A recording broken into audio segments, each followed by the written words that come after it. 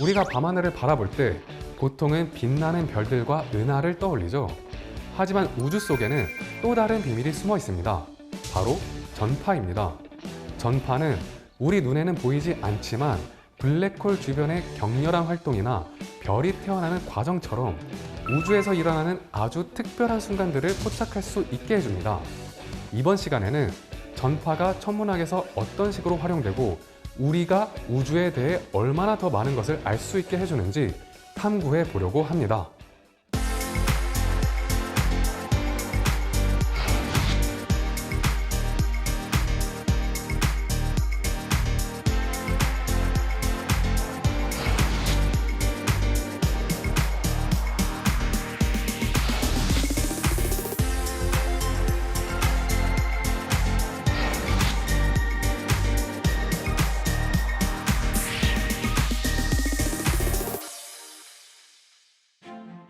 천문학, 다양한 파장의 빛을 활용해 우주를 탐구하는 학문이죠.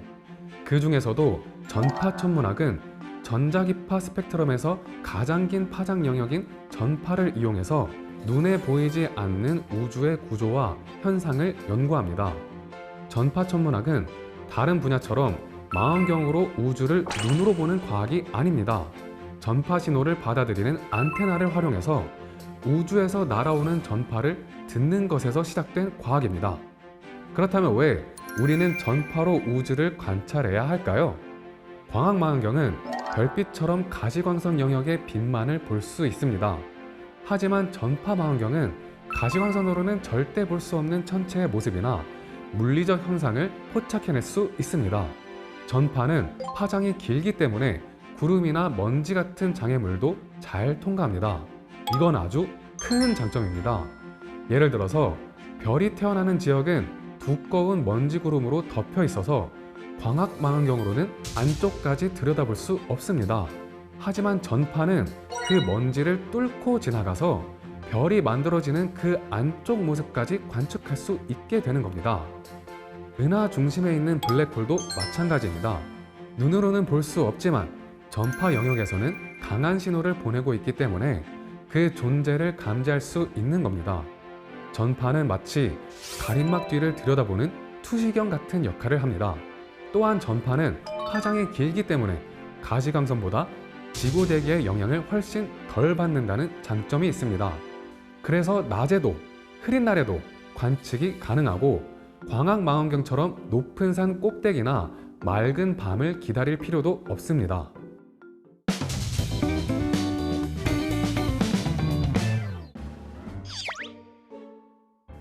오늘도 밤하늘의 별이 참 예쁘네. 그런데 말이죠, 사실 눈으로 보이는 건 우주의 1%도 되지 않습니다. 진짜 우주의 소리를 들으려면 귀를 열어야 돼요.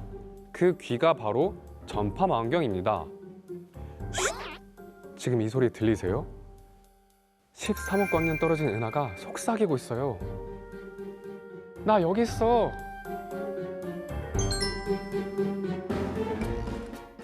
전파망원경은 우리의 눈으로는 보이지 않는 전파를 감지해서 죽은 별, 태어나고 있는 별까지 관측합니다. 빛이 가려도 전파는 뚫고 들어오니까요. 광학망원경이 눈이라면 전파망원경은 귀라고 할 수 있죠. 외계 문명이 메시지를 보낸다면 우리는 전파망원경으로 듣게 될 거예요. 아직도 우주는 수많은 말을 남기고 있어요. 지금도 우린 그 말을 조용히 몰래 듣고 있어요. 쉿! 지금 우주가 말하고 있잖아요.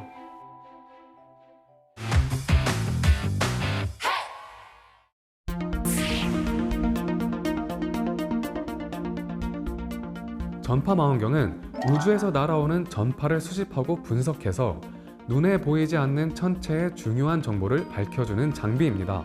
광학망원경으로는 볼 수 없는 우주의 또 다른 모습을 보여주는 것입니다. 전파망원경은 생김새부터 조금 다릅니다. 우리가 흔히 떠올리는 망원경처럼 길쭉한 튜브 형태가 아니라 커다란 접시 모양을 하고 있습니다.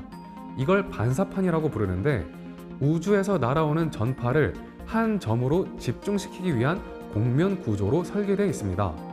접시가 클수록 더 넓은 면적으로 전파를 모을 수 있게 돼서 더 희미하고 더 먼 천체까지 관측할 수 있게 되는 겁니다. 그래서 전파 망원경은 작게는 수십 미터에서 크게는 수백 미터에 이르는 대형 구조로 만들어지기도 하는 것이죠. 이 반사판이 모은 전파는 중앙의 수신기에 전달됩니다. 이 수신기는 전파를 전기 신호로 변환하고 증폭해서 사람이 분석할 수 있는 데이터로 바꿔주는 역할을 합니다.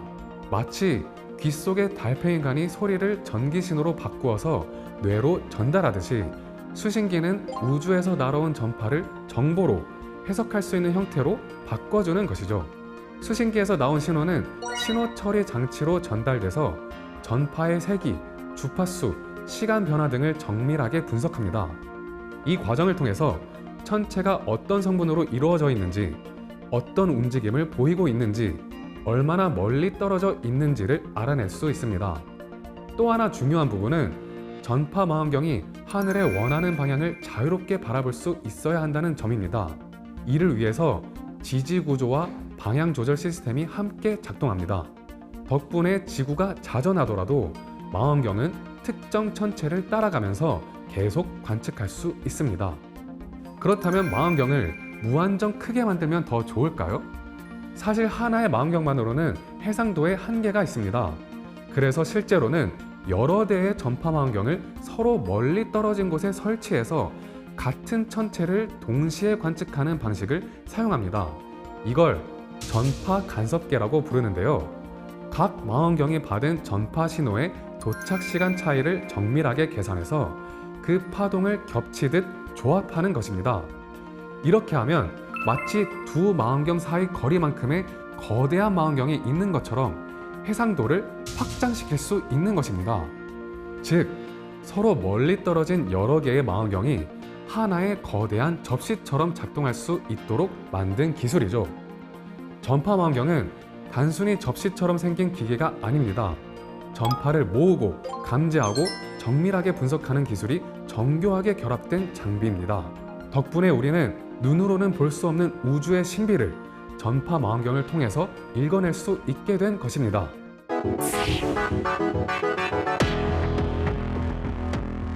전파 망원경은 펄서라고 불리는 아주 빠르게 회전하는 중성자별도 관측할 수 있습니다.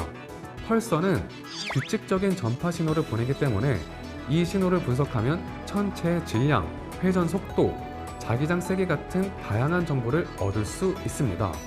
이런 원리를 바탕으로 인류는 이론으로만 존재하던 블랙홀을 처음으로 직접 관측하는 데 성공하게 된 것입니다. 블랙홀은 강력한 중력으로 주변의 가스를 끌어당기고 이 가스는 고속으로 회전하면서 고온으로 달아오르게 됩니다. 이때 방출되는 전파 신호를 전파 망원경이 감지할 수 있게 되는 거죠. 하지만 블랙홀은 너무 작고 멀리 있기 때문에 망원경 하나만으로는 충분한 해상도를 확보하기 어렵습니다. 그래서 사용된 기술이 바로 앞서 말한 전파 간섭계입니다. 전 세계에 흩어진 여러 대의 전파 망원경을 동기화해서 동시에 작동시키고 마치 지구만큼 큰 하나의 가상 망원경처럼 활용한 것이죠. 각 망원경이 받은 미세한 전파 신호의 시간차와 위상 차이를 정밀하게 조합하면 단일 망원경으로는 불가능한 초고해상도 이미지를 만들어낼 수 있게 되는 것입니다. 그 결과 인류는 마침내 2019년, 이전까지는 단지 이론으로만 존재하던 블랙홀의 모습을 최초로 촬영해낸 것입니다.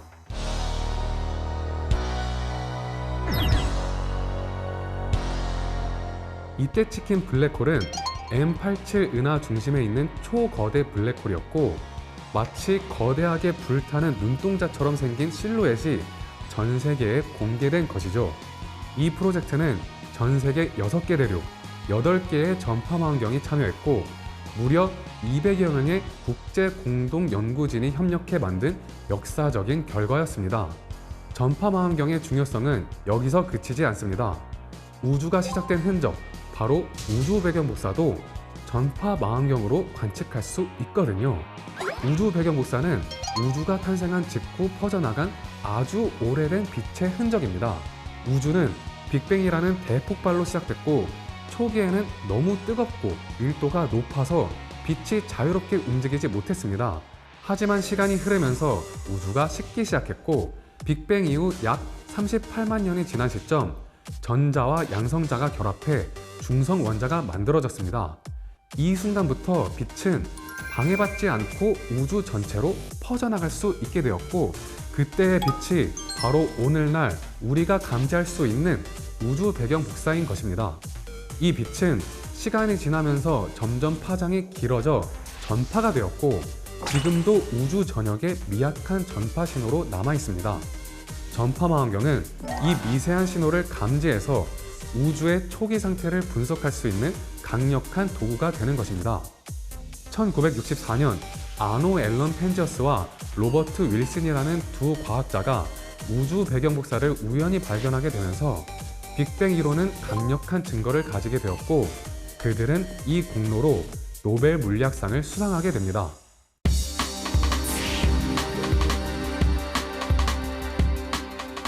전파천문학은 단순히 우주를 관측하는 데 그치지 않고 외계 생명체와의 통신 가능성을 탐색하는 데도 중요한 역할을 하고 있습니다. 그런데 왜 하필 전파일까요? 전파는 우주 공간에서 매우 멀리까지 도달할 수 있는 신호입니다. 파장이 길기 때문에 우주 먼지나 가스를 뚫고 퍼질 수 있고 빛보다 에너지 소모도 적기 때문에 효율적으로 사용할 수 있는 것입니다. 그리고 만약 지구의 문명과 비슷한 외계 문명이 있다면 그들도 아마 전파를 가장 쉽게 탐지하고 사용할 수 있을 것이라는 가정이 깔려 있는 것입니다. 그래서 과학자들은 오랫동안 전파를 통해 외계와 소통할 수 있을지를 고민해 왔습니다. 이런 노력의 대표적인 사례가 바로 세티 프로젝트입니다. 세티는 전파 망원경을 이용해 우주 어딘가에서 외계 문명이 보냈을 가능성이 있는 전파 신호를 탐색하는 연구입니다. 이 프로젝트는 만약 지적 생명체가 존재한다면 그들도 전파를 쓸 것이다 라는 가정 위에 세워졌고 우주에서 포착한 전파 속에 규칙적이고 반복적인 패턴이 발견된다면 그게 자연현상인지 아니면 누가 보낸 신호인지 분석하는 방식입니다. 사실 전파를 통한 외계 문명 탐색은 1800년대 후반부터 제한되어 왔습니다. 그리고 1960년대 코넬 대학교의 오즈마 프로젝트를 통해 처음으로 전파망원경을 이용한 외계 신호 탐색 실험이 시작된 것입니다. 가장 유명한 사례는 1977년 오하이오 주립대학의 전파망원경이 72초간 수신한 강력한 미확인 전파 신호입니다. 이른바 와우 신호라고 불리는 이 전파는 지금까지도 정체가 밝혀지지 않은 미스터리로 남아 있습니다. 한편 우리는 외계로 전파를 보낸 적도 있습니다. 1974년 푸에르토리코의 아레시보 전파 망원경을 통해 우주로 발신한 아레시보 메시지가 대표적입니다. 이 메시지는 지구의 위치, 인간의 모습, DNA 구조 등 지구 문명을 상징하는 정보를 전파 신호에 담아서 25,000광년 떨어진 허큘리스 대성단 방향으로 송신했습니다. 그곳은 당시 관측 가능한 하늘 중 별이 가장 밀집된 지역 중 하나였습니다. 아직까지 외계 문명의 존재는 확인되지 않았지만 전파 천문학은 우주에 우리만 있는 게 아닐지도 모른다는 가능성을 열어두게 해줍니다. 그리고 만약 정말로 언젠가 우리가 외계에서 온 신호를 포착하게 된다면 그건 인류 역사상 가장 큰 전환점이 될 수도 있습니다.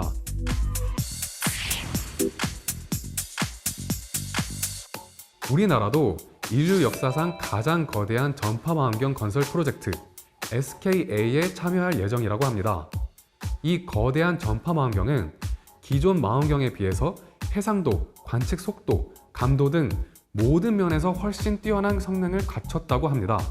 총 수신 면적은 무려 1제곱킬로미터에 달합니다.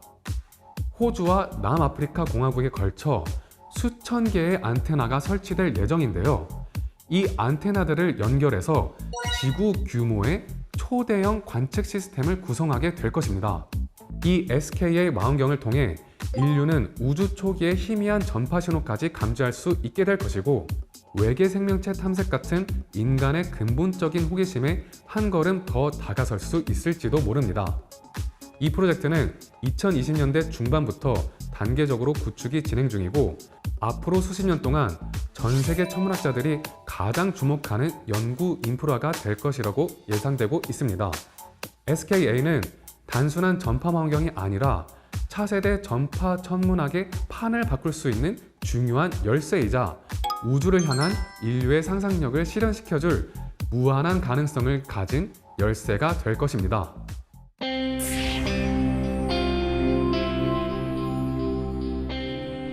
예전에는 전파가 단지 우주를 관측하는 도구였다면 이제는 우주 자체를 활용하고 개발하는 데 있어 핵심적인 역할을 하고 있습니다. 한국방송통신전파진흥원에서는 글로벌 진출이 가능한 독보적 기술을 가진 테크 스타트업을 육성하기 위한 사업인 초격차 스타트업 1000+ 프로젝트 딥스 중 사이버 보안 및 네트워크 분야의 스타트업을 지원하는 사업을 시행하고 있는데요. 그 외에 초격차 10대 기술 분야에는 우주, 항공, 해양 등의 기술 분야가 들어 있습니다. 이 중 미래가 기대되는 산업 분야로 우주가 꼽히고 있습니다. 그 중에서도 전파는 우주 통신의 기본 언어로 자리매김하고 있습니다. 위성 간의 교신, 지구와 탐사선 간의 연결, 우주 정거장과 지상 간의 소통, 이 모든 건 전파 없이는 불가능합니다. 앞으로 우리가 더 먼 행성, 예를 들면 화성 탐사 혹은 달 기저와의 데이터 송수신을 하려면 전파의 안정성과 정확도는 지금보다 훨씬 더 중요해질 것입니다.